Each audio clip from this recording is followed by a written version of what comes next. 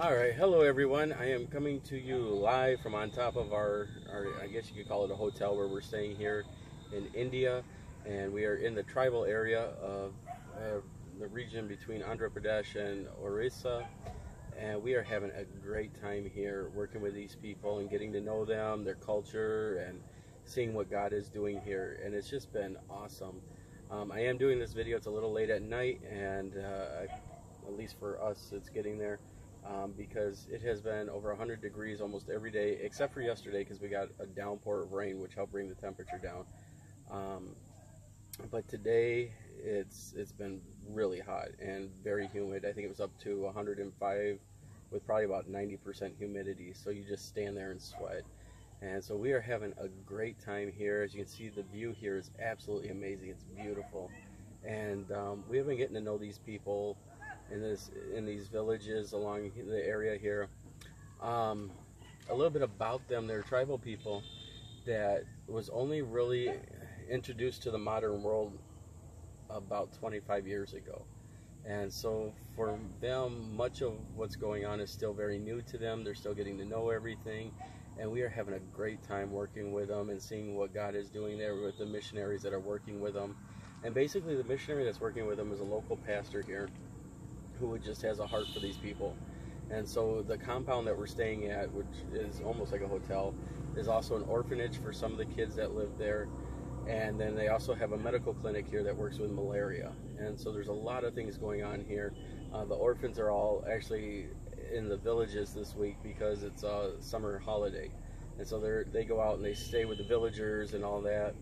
And it helps them kind of get connected to their culture and their history so that they're not just here in town all the time.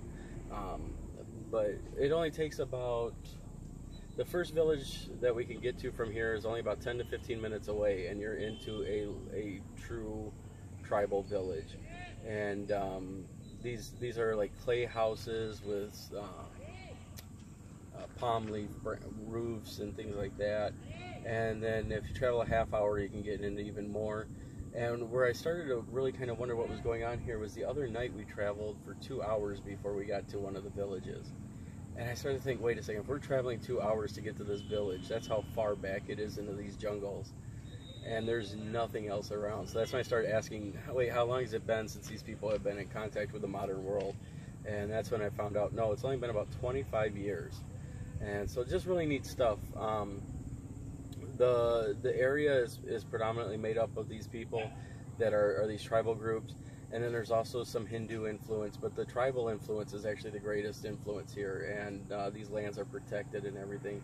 And actually, even though the pastor has paid for this compound, it's technically in the tribal people's name because he can't own land here. And that's just been really neat, getting to hear their traditional music that's now Christian and worship music. Hearing them pray, hearing them sing, just all the different things that we're getting to be part of. It's really, I keep saying, it's like being in a living National Geographic magazine. And it's very awesome for somebody like me who has such a heart for this kind of stuff to be here and be part of it. And so we are having an awesome time getting to see the way that people live, how they herd. A lot of them are they're hunters and gatherers, but a lot of farming and agriculture is now part of their culture. And so they herd. From what we're understanding, everybody's excited. The elephants are on their way back to this area. They're not here now, but they'll be here for the rainy season in June and July. And so the elephants are actually on their way back now and traveling through the area. And so that's kind of a big thing in the area right now. Everybody's trying to deal with that and get ready for it because it's kind of a big deal when the elephants come. So we are also, like I said, you can see the beauty back here. Now these mountains behind me, this is where the people are living. And so they live up in these valleys and the runs between the mountains, and they are relatively kept to themselves. They get electricity, but it's very limited and it goes out quite a bit. So they may have 1 or 2 lights, but they don't have a lot. I did see a few of the people have TV, but not really. And because of where they're at in between the mountains, and cell range is not great. So most of them don't get cell phone signal there. And so we just, all these different neat things of getting to see what it's like out here. And I'm excited about some new projects that I think God may be opening the door on, and I'll tell you about that more later once I kind of figure out how things would work there. Um, but it's really cool to be here and be part of it. The doctor who runs the clinic here, he actually has his office 3 hours away, but he has such a heart for the tribal people. He drives here every Monday and helps work with the people who have malaria. And just to show how real it was, the one night we went to a village and we prayed for a guy. The next day we went in to see the malaria clinic, and the guy is laying there on the bed. He was getting diagnosed with malaria at that point. So it's a real thing that the people here are dealing with. And so, you know, it's awesome to see people take the lead and get behind it. And so I want to thank everybody who's gotten behind me and coming on this trip, and all the donations and everything. Really, I can't do these kinds of trips without people like you. We can't take the gospel to these people. We can't encourage the pastors who are here. Basically, a lot of what we're seeing here is that the pastors here have a heart for God. The people here have a heart for God, but they don't get any outside influence because they're so hidden back in the mountains.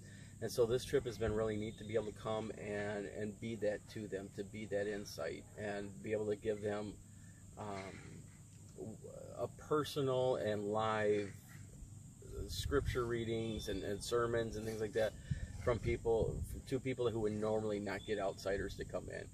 And so it's been really cool to be part of that and see how it works. So I thank you for your giving, for your prayers, for everything that gets behind it, you know. And it means a lot. It really does. So I thank you. I can tell now the sun is dropping very quickly. Every couple of seconds it seems to be getting darker. And so I am going to say goodbye, but thank you very much for your support, and thank you very much for getting behind the work that God is doing here with the people here.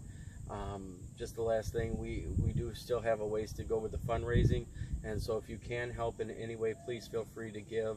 I'll put the link underneath, or unless this is on the YouTube or on the GoFundMe page, you already found it. So thank you very much though for everything everybody's doing, prayer, the encouraging words, all of that.